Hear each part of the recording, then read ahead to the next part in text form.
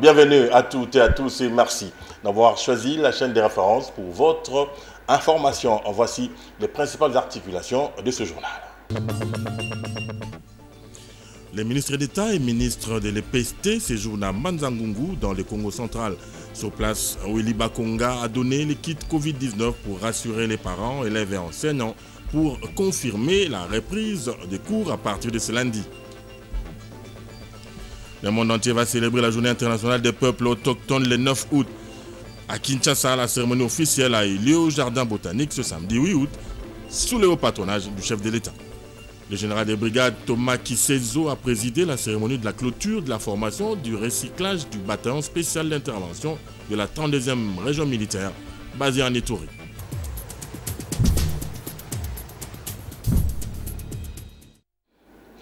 Dans le corps de ce journal, nous aurons l'intervention d'un confrère journaliste ivoirien qui nous parlera à partir d'Abidjan. Il donnera son point de vue sur ce troisième mandat sollicité par Alassane Ouattara, le président ivoirien. J'ai cité là notre confrère William Akiré qui interviendra en direct d'Abidjan. Sur ce plateau, nous avons également un invité. Il s'agit de Guy Toumba Kadibidia. Lui, il est créateur des jeux. Il est venu sur ce plateau pour nous parler de ces jeux des sociétés qu'il a créés. Jeu intitulé Theos Game. Bonsoir, monsieur Guy. Bonsoir, monsieur James. Je serai à vous tout à l'heure dans le corps. Merci. Bonsoir à vous également et merci d'être là. On est dans les sommaires. Le ministre d'État, ministre de l'enseignement primaire, secondaire et technique, Willy Bakonga, a remis depuis le Congo central les kits Covid-19 pour rassurer parents, élèves et enseignants de la reprise de cours ce lundi 10 août 2020. La cérémonie s'est déroulée à Banzangungu. Reportage avec Apombo Bosengele. Des kits de lavage des mains, des cartons de gel hydroalcoolique et plusieurs cache-nez. Le ministère de l'EPST met les petits plats dans les grands pour rassurer élèves, parents et enseignants à 2 jours de la reprise des cours. Et c'est lui-même, le ministre d'État, ministre de l'EPST Willy Bakonga Willima, qui a procédé à la remise officielle de ces lots depuis le Congo central à Banzangungu, où il s'est rendu accompagné du vice-ministre Didier Boudimbo. Un signal fort envoyé à ceux qui doutent encore de la reprise des cours pour ce lundi 10 août à 7h30 pour des élèves finalistes du primaire et du secondaire dans un premier temps. Le gouverneur Atou Matoubana n'a pas tari d'éloge à l'endroit du ministre d'État pour cette prouesse. Un dispositif de sécurité sanitaire dont toutes les provinces éducationnelles du pays vont bénéficier, car d'autres équipes ont été déployées à travers le pays pour la même opération, a précisé Willy Bakonga, qui a appelé tous les responsables éducatifs au bon usage de ces matériels. La sécurité est donc le maître mot pour la réussite de cette reprise de cours que le ministre de l'EPST veut sans risque aucun de contamination au coronavirus. Il s'est clôturé à Ituri le recyclage du bataillon spécial d'intervention de la 32e région militaire. La cérémonie est présidée par le général de brigade Thomas Kisezo, chef d'état-major forces terrestres, a été bouclée par un défilé des militaires. Reportage, c'est avec Apombo Sengele et Jules Ngongo. L'état-major adjoint forces terrestres en charge de l'administration logistique, mon général, les bataillons spéciaux d'intervention est rangé pour vous accueillir et vous rendre les honneurs à l'occasion de la cérémonie marquant faire recyclage. Je vous invite, les troupes en revue. Ces honneurs à l'endroit du général de brigade, Thomas Kisezo, représentant le chef d'état-major général des FARDC, marquent la cérémonie de la fin du recyclage du bataillon spécial d'intervention de la 32e région militaire, dont l'état-major est basé à Bunia. Les 10 bataillons ont comme mission non seulement de protéger les personnes et leurs biens, mais aussi de traquer les groupes armés et bandits opérant dans les territoires de Djougou, Mahagi et Irumu. Dans son mot, le général Kisezo a fait savoir aux éléments nouvellement formés que la réussite de la mission dépend aussi du degré de la discipline de l'unité. Le moment fort de cette cérémonie était la passation de l'étendard. À l'occasion de la fin du recyclage des 10 bataillons. Je remets ces fanions, symbole du commandement du bataillon, que vous garderez, vous protégerez jusqu'au sacrifice suprême. Un défilé a bouclé la boucle de cette cérémonie.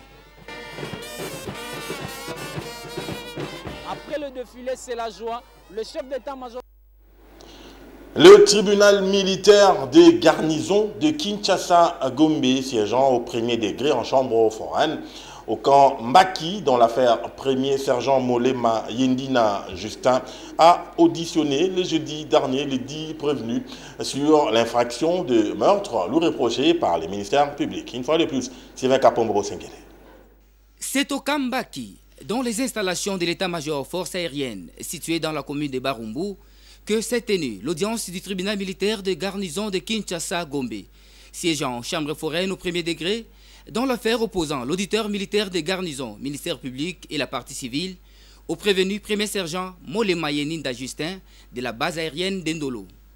Ce dernier est poursuivi pour meurtre du sieur Enyaka et Sengolo, de 45 ans révolus. Les faits remontent au 25 juillet au poste de Momboya, en face du quartier, communément appelé Pakadjouma. L'organe poursuivant a soutenu que les prévenus précités avaient donné la mort à la victime Enyaka en lui logeant 2 coups de balle au thorax au moyen de son arme de guerre de type AK-47.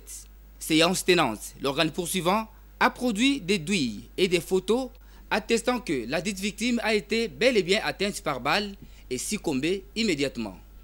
Devant le tribunal, le prévenu est passé aux aveux, reconnaissant que son arme a tiré 2 coups de balle lors d'une dispute avec des personnes non autrement identifiées, lesquelles tenaient à tout prix à lui ravir la dite arme. Sa défense a allégué que l'organe de la loi n'a pas produit l'acte de décès, l'unique preuve que le tribunal doit considérer en cas de décès d'un individu. Et pour reconstituer les faits, le tribunal décéant a effectué une descente sur les lieux du crime avant de suspendre l'instruction sur demande de la partie civile. Cette dernière sollicitait de lui la comparution de la RDC comme civilement responsable.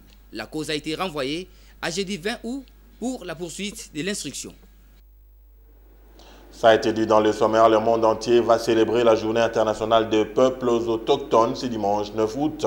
À Kinshasa, la cérémonie officielle a eu lieu au jardin botanique ce samedi sous le haut patronage du chef de l'État. Reportage Africa Mujiga.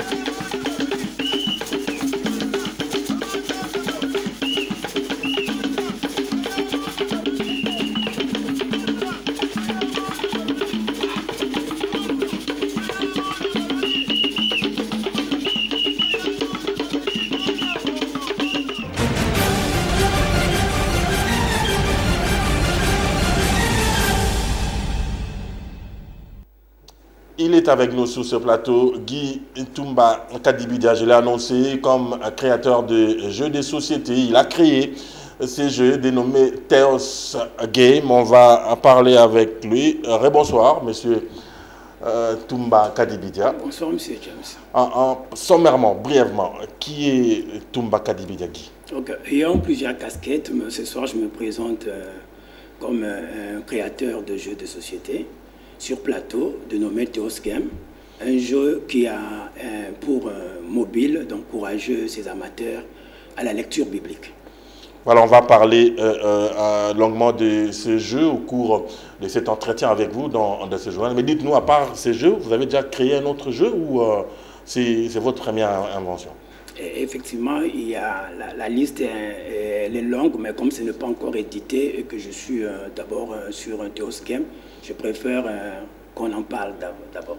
Alors, dites-nous brièvement les premières notions que l'on doit retenir de ces jeux Theos Game, les premières notions. Parce qu'au courant de la semaine, on vous recevra dans des émissions beaucoup plus élaborées où vous étendrez en long et en large. Mais les premières notions de ces jeux Theos Game, ça signifie d'abord quoi, Théos? Parce qu'il y a Dieu dedans, Théos. C'est Dieu en grec. Théos Game, je voulais dire que Dieu est en train de jouer. Et on peut aussi interpréter ça comme étant la théologie, mais en jouant. Ouais. Effectivement, le jeu se base sur l'histoire de l'exode juif.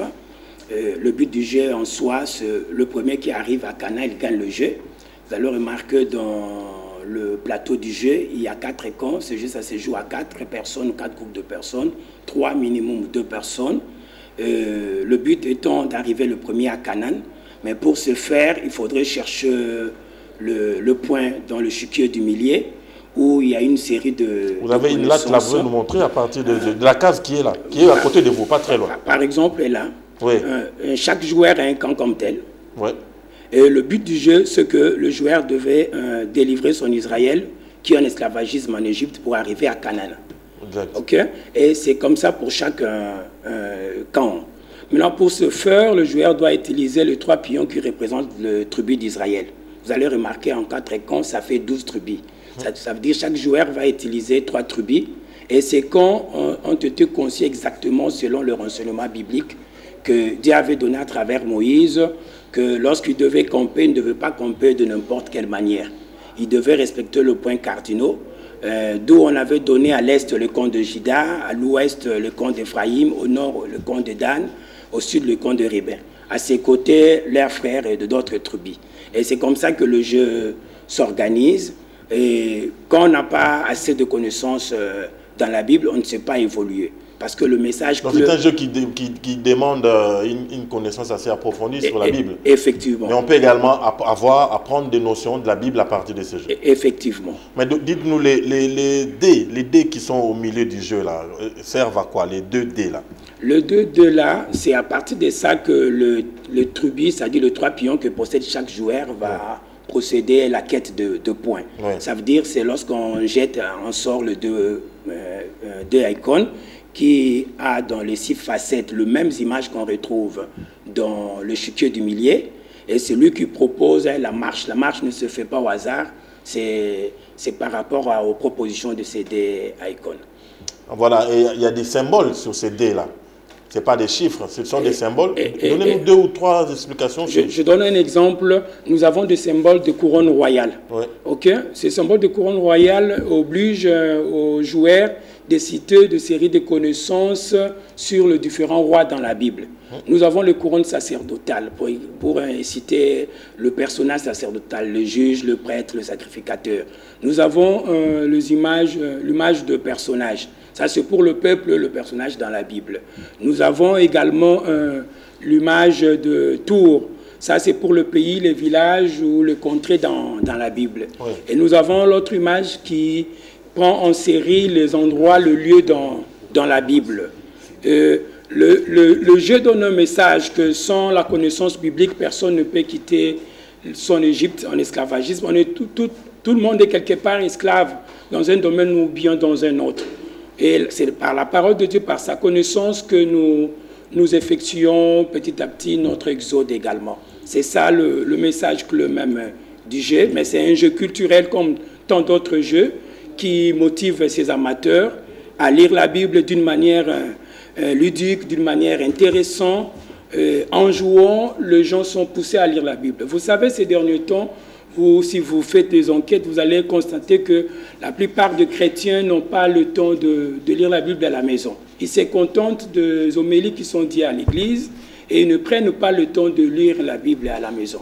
Or, j'ai l'habitude de dire une chose, que des écoles qui ne donnent pas de devoirs aux élèves à la maison ne font pas vraiment de meilleure formation. Nous devons apprendre à lire la Bible à la maison selon l'ordre de Josué 1:8, où il est écrit que ce livre de la loi ne s'éloigne point de ta bouche, médite le jour et nuit. Et c'est le travail que Theos Game veut apporter la connaissance, mais dans un cadre culturel, dans un cadre purement ludique, familial. Et de détente. De détente. Merci, M. Guy. Je suis à vous tout à l'heure. On progresse un tout petit peu dans l'actualité, un geste de générosité et toujours bien accueilli les orphelins qui assiègent les rues de Gombe ont bénéficié des présents de l'association Sauver One ce samedi 8 août 2020. Olivier Louzolo, le président de cette association, a décidé d'accompagner ces enfants défavorisés et vise aussi leur scolarisation. Reportage Sylvie Fortuné Mboula et Céline Bayab. Les autres n'ont pour refuge et abri que la rue. Oui, la rue est devenue leur mère et leur père. Ces orphelins qui de fois envahissent les rues de la Gombe grandissent grâce à la générosité des autres. Bien sûr, c'est samedi 8 août 2020, l'association Lover One, qui accompagne les enfants de la rue à leur scolarisation, a remis de présents aux orphelins de la rue à la Gombe. Un sachet composé de riz, farine de maïs et farine de manioc. Le moment est difficile, a reconnu un des enfants. Il remercie tout de même ses bienfaiteurs. Merci à Lover One pour ces présents. En ces moments si difficiles, ils ont pensé à nous. Nous demandons à Lover One de nous accompagner dans notre scolarisation, car nous ne voulons pas être des voleurs et des brigands.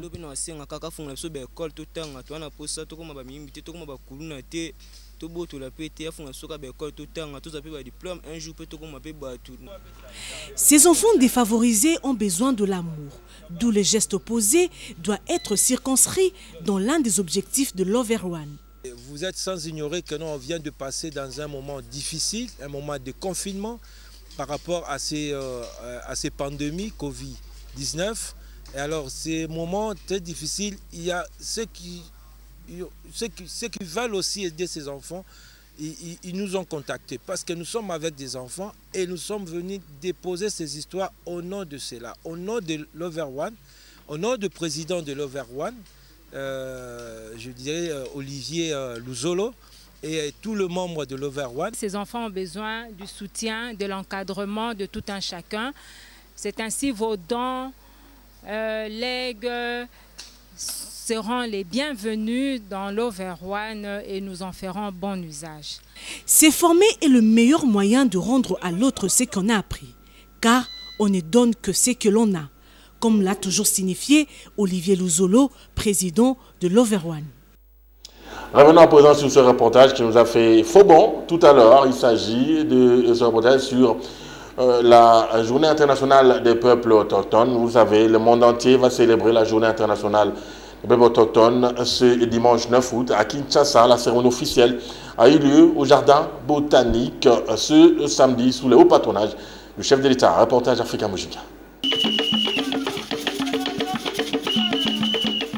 Sous le haut patronage du président de la République, Félix-Antoine Tshisekedi Tshilombo, la Journée internationale des peuples autochtones a été célébrée avec faste en RDC au Jardin botanique de Kinshasa. Représentant les chefs de l'État, le vice-premier ministre, ministre de l'Intérieur, Gilbert Kankonde, a déclaré ouvert ses assises. Il a par ailleurs martelé que l'année 2021 est déclarée l'année des peuples autochtones, en soulignant que les préparatifs du Festival international des peuples autochtones de l'Afrique centrale, qui aura lieu du 9 au 12 août 2021 à Mbandaka, vont à bon train. Prenant la parole, l'hôte du jour, Erol Michel Mvunzimeya, ministre délégué à l'Intérieur en charge des affaires coutumières, a évoqué l'importance de la journée du 9 août.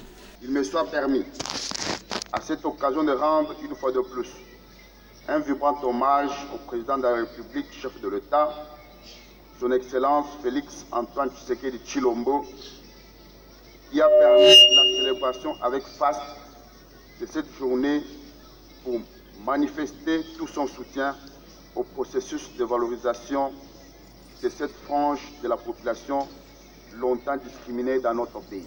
Cette cérémonie a connu la participation des partenaires techniques et financiers et de quelques membres du gouvernement.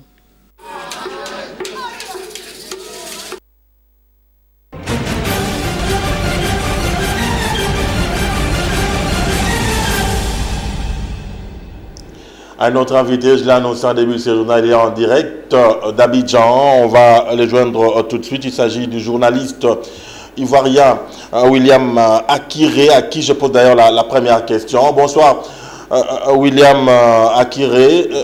comment l'annonce du président Ouattara pour son troisième mandat a été accueillie par les Ivoiriens en général?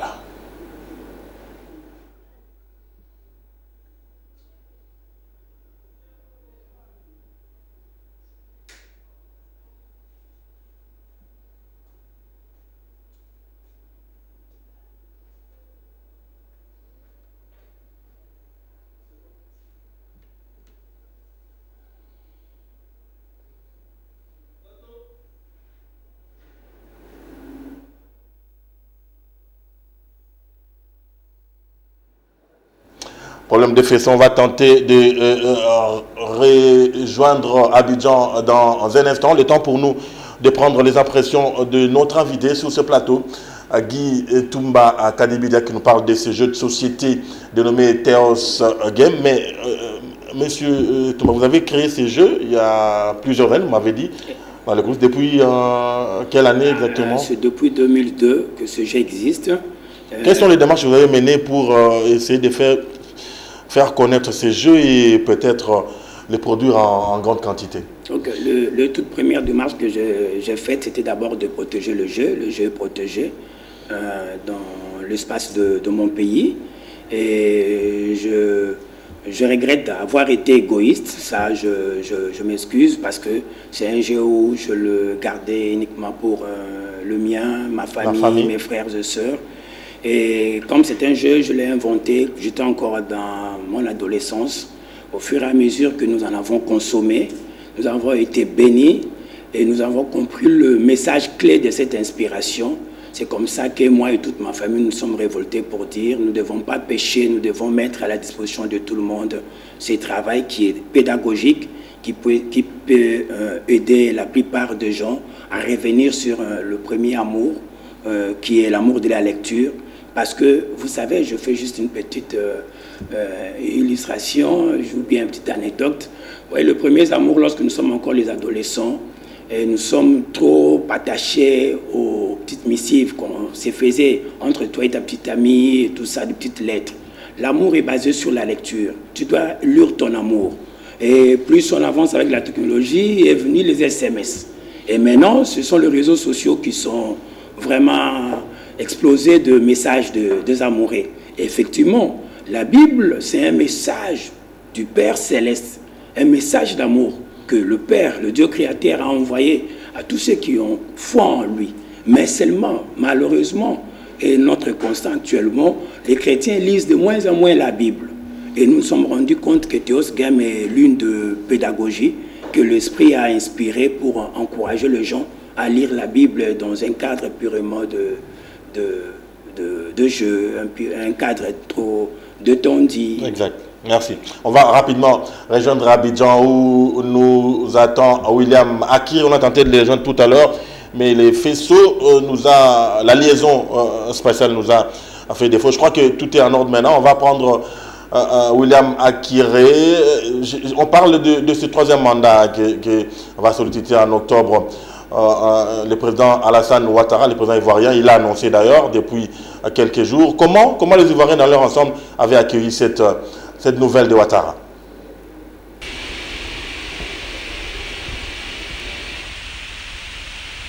Bonsoir James. Alors, ce qu'il faut dire déjà, c'est que c'est un discours qui était vraiment attendu du côté des Ivoiriens dans l'ensemble, et de façon spécifique du côté des partisans du président Ouattara, mais également du côté des militants de l'opposition. Donc, en termes de réaction, c'est une réaction qui est, on va dire, partagée. Du côté du président Ouattara, les militants sont contents, ils se disent que leur appel à leur champion a été entendu. Maintenant, du côté de l'opposition, naturellement, on fait grise mine parce qu'on se dit que le président Ouattara est en train de violer la Constitution, comme il le dit souvent. Voilà, donc c'est vraiment une réaction, on va dire, partagée 50-50. D'un côté, ceux qui sont contents, et de l'autre, ceux qui ne sont pas contents. Alors, William Akiré, est-ce que vous pensez, vous personnellement, que cette manœuvre que tente de réaliser Alassane Ouattara va aboutir pour On sait que la constitution ivoirienne n'autorise pas le deuxième mandat présidentiel. Alors, est-ce que le président Ouattara va réussir est-ce que le président Ouattara va réussir ce challenge de se faire élire à nouveau à la tête de la Côte d'Ivoire? Bon, malheureusement, je ne suis pas devin ni marabout aussi, mais ce qu'il faut savoir, c'est que ce que je me dis aujourd'hui, la Côte d'Ivoire est en train de passer ce que j'appelle souvent son examen de passage démocratique. C'est-à-dire aujourd'hui, on est dans une situation où, au soir du 31 octobre 2020, le président Ouattara peut être vaincu, par exemple. Et puis il décide comme ça, il dit, bon, j'ai perdu le scrutin, donc je passe la main. Du coup, tout le monde applaudirait certainement pour dire, oui, là c'est la démocratie, tout ça, il a perdu, il s'en va, il laisse le pouvoir, tout ça. Voilà, donc moi, honnêtement, je ne veux pas être pessimiste, de nature déjà, je suis très optimiste. Donc je crois en la sagesse des Ivoiriens déjà. Et puis, je continue de croire en l'homme. Il dit que c'est par amour pour la Côte d'Ivoire qu'il le fait. Donc on espère que, quel que soit l'issue de ce scrutin-là, il va réagir avec amour pour la Côte d'Ivoire. C'est ce que j'espère en tout cas. Alors, William, une dernière question, on va vous laisser dans un instant. Les chanteurs ivoiriens, Meïwé a passé un message clairement au président Alassane Ouattara pour lui demander de ne pas aller dans cette démarche-là du troisième mandat. Tout à l'heure, j'allais parler du troisième mandat. Donc, il a reçu un message clair de Meïwé. Vous ne pensez pas que ça peut sonner la révolte chez les Ivoiriens?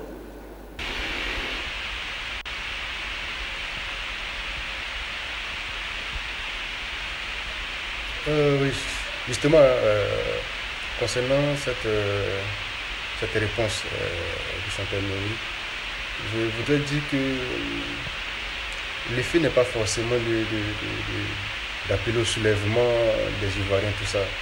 Mais aujourd'hui, le constat général est que les Ivoiriens sont fatigués de vivre à chaque veille d'élection des moments de crise, ou bien à chaque année électorale des moments de crise en fait. Les Ivoiriens dans l'ensemble ont envie de passer à autre chose. C'est clair que leurs intérêts ne sont pas les mêmes, mais de part et d'autre, chacun a envie de passer à autre chose. Les jeunes ont envie de travailler, ont envie de réussir leur vie. Les entrepreneurs ont envie de travailler, ont envie de réussir leurs entreprises, tout ça. C'est ça aujourd'hui parce que ceux qui sont nés par exemple en 90 ou bien que ceux qui sont nés en 95 n'ont connu que ça, les remous politiques, tout ça. Donc aujourd'hui, c'est pas que cette réponse vidéo de l'artiste Meïwé va provoquer un soulèvement, mais aujourd'hui, je continue de croire encore une fois à la sagesse des Ivoiriens, tout ça. On va apprécier, ça c'est clair, au soir du 31 octobre 2020, mais ça ne va pas forcément provoquer un soulèvement. La preuve, moi je vis à Yopougon, dans la commune de Yopougon au nord d'Abidjan. C'est une commune supposée être plutôt favorable au président Gbagbo, mais on a vécu tranquillement la soirée d'hier, il n'y a pas eu de remous. Voilà, donc tout qu'on fait, en tant qu'Ivoirien, on n'a pas forcément besoin, on n'a pas besoin de souhaiter qu'il y ait des soulèvements, tout ça aussi. Donc je continue encore une fois de croire à la sagesse des uns des autres. Et puis vraiment, comme je le disais hier, on a envie de passer à autre chose. On a envie de passer à autre chose. Donc aujourd'hui, on n'a pas besoin en fait, pas forcément de ça, mais c'est un jeu démocratique. On espère que les différentes parties en lice vont pouvoir faire preuve de sagesse et puis accepter les résultats tels qu'ils seront. Et que surtout le scrutin se passe dans la grande transparence. Et puis qu'on valorise davantage notre devise nationale qui est union, discipline, travail. Voilà, merci William Akiré, de bonnes choses, surtout bonne soirée à Abidjan. On va bientôt se séparer avec vous, mais juste le temps pour nous de prendre les dernières paroles de notre invité concernant ce journal. Sur ce plateau, on reçoit M. Guy Toumba Akadibidia, créateur de jeux. Monsieur, avez-vous un dernier message à lancer à l'endroit des décideurs, de tous ceux-là qui peuvent vous donner un coup de main pour essayer de vulgariser ces jeux et surtout de les produire en grande masse. Effectivement, le désir est là de produire Théos Game, mais étant donné que dans l'espace de l'Afrique centrale, nous n'avons pas de grandes maisons d'édition de jeux de société, vous voyez, ça pose déjà un problème. Nous lançons un appel vibrant à tous les gens de bonne foi qui veulent nous accompagner. Et spécialement, vous voyez le démarche actuellement que la République fait, celui de se rapprocher à Israël. Ce jeu, en d'autres termes, célèbre la Pâque juive, la Pessa. Ça veut dire c'est une de 3 grandes fêtes que le juif célèbre, notamment vers le mois d'avril. Et nous avons vu comment le premier citoyen tient à ramener le Congo aux côtés d'Israël. Eh bien ça, c'est un autre argument qui peut accompagner ce procédure, bien que c'est un travail qui reste vraiment dans un cadre culturel. Ça n'a rien de politique, c'est pour encourager les jeunes gens, mais ça peut aussi intéresser nos frères juifs. Et nous lançons également un appel vraiment aux premiers citoyens de la République pour qu'ils puissent voir dans la mesure du possible comment ils peuvent nous accompagner. Merci, je crois que le message est très bien passé. Guy Toumba Akadibia, merci. Je rappelle qu'on vous recevait comme créateur de ce jeu des sociétés Théos Game et en tout cas les messages dans sa grande diversité pourra passer au courant de la semaine dans les émissions un peu plus élaborées où vous aurez le temps de faire passer votre message. Si la technique nous le permet, on peut prendre cette dernière information sur l'athlétisme. Ce reportage de Ndaye Ilambochi qui nous signale que les championnats nationaux d'athlétisme pour l'édition 2019-2020 sont prévus pour septembre prochain dans les Grands Katanga. Le président de la FEACO invite les athlètes d'aller passer leur test médical ainsi que celui de la Covid-19 à l'entrée 4 du stade des Martyrs. Suivez. En marge de la reprise des activités à la Fédération d'athlétisme du Congo, FEACO, qui interviendra après le 15 août 2020, le président de la fédération, Bienvenu Matinda, invite les athlètes de la discipline mère d'aller faire les tests médicaux au Centre national de médecine du sport. Je tiens ici d'abord à remercier le chef de l'État pour la levée de la mesure de l'état d'urgence et qui est prévu le 15 août de cette année. Nous avons préféré qu'il y ait une formation sur le plan médical et que tout le monde sache c'est quoi le Covid, c'est quoi certaines maladies liées aux activités musculaires et tout ça, qu'on ne peut pas monter sur les podiums sans pour autant qu'on soit testé et la température et autre chose. Nous disons merci au gouvernement. Matenda Kibangala a confirmé la tenue des championnats nationaux d'athlétisme. C'est toujours maintenu, mais nous attendons que le go soit donné par le gouvernement et nous pensons que le gouvernement assistera sérieusement comme il le faut la fédération afin que ces championnats nationaux aient lieu pour pouvoir préparer à la fois la francophonie en 2022 et puis d'autres échéances africaines, même mondiales, parce que vous savez très bien que aussi les Jeux olympiques n'ont pas eu lieu. Ça pourra avoir lieu d'un moment à l'autre dans notre pays. Et aussi, je pense aussi que les Jeux congolais pourront aussi avoir lieu avant les grands événements. Entre-temps, les membres du comité exécutif de la FEACO et la commission médicale suivent une formation en vidéoconférence, question de renforcer les capacités des hommes en blouse blanche. Voilà, ça n'est fini pour cette session d'information. Si la technique nous le permet, on peut juste prendre les rappels des titres. Les ministres d'État et ministres de l'EPST séjournent à Manzangungu dans le Congo central. Sur place, Willy Bakonga a donné les kits Covid-19 pour rassurer les parents, élèves et enseignants pour confirmer la reprise des cours à partir de ce lundi. Le monde entier va célébrer la journée internationale des peuples autochtones le 9 août. À Kinshasa, la cérémonie officielle a eu lieu au jardin botanique ce samedi 8 août, sous le haut patronage du chef de l'État. Le général des brigades Thomas Kisezo a présidé la cérémonie de la clôture de la formation du recyclage du bataillon spécial d'intervention de la 32e région militaire basée en Ituri.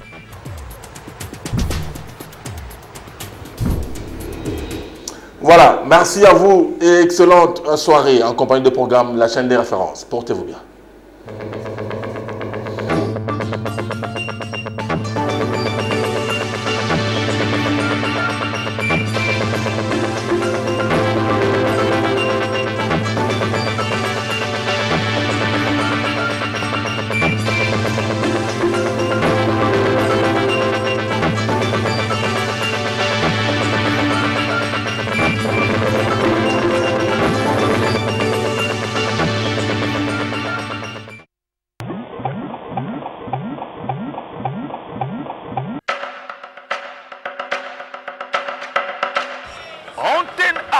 votre compagnon de tous les jours et c'est pour la vie.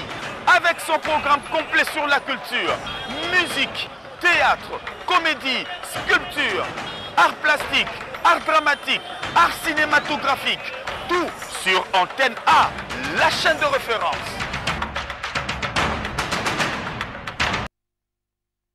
Tu veux un forfait qui dure plus longtemps? Tu veux un forfait béton pour être la star des réseaux sociaux? Chatter, snapper, liker et partager ou encore te cultiver? N'attends plus. Fais le plein de mégas pour la journée avec le forfait internet 24 heures chrono de Vodacom. Premier et meilleur réseau 4G en RDC.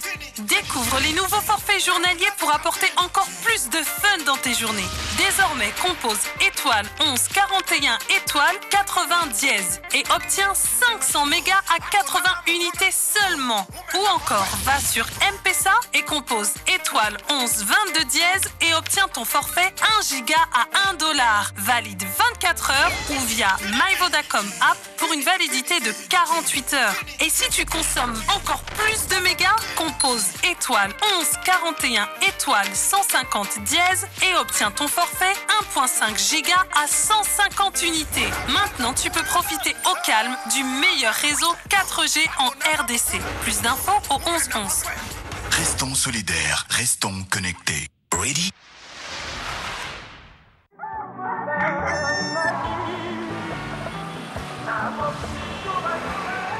Puisque tout succès repose sur une fondation solide, je ne suis pas le seul à bénéficier.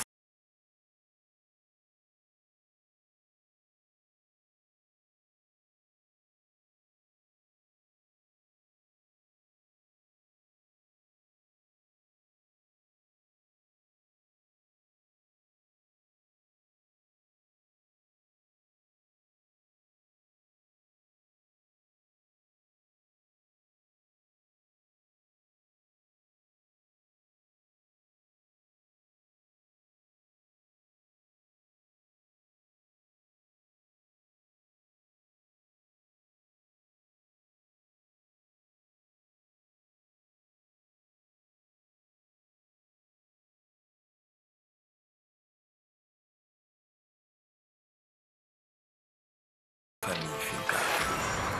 Finca, construire l'avenir ensemble.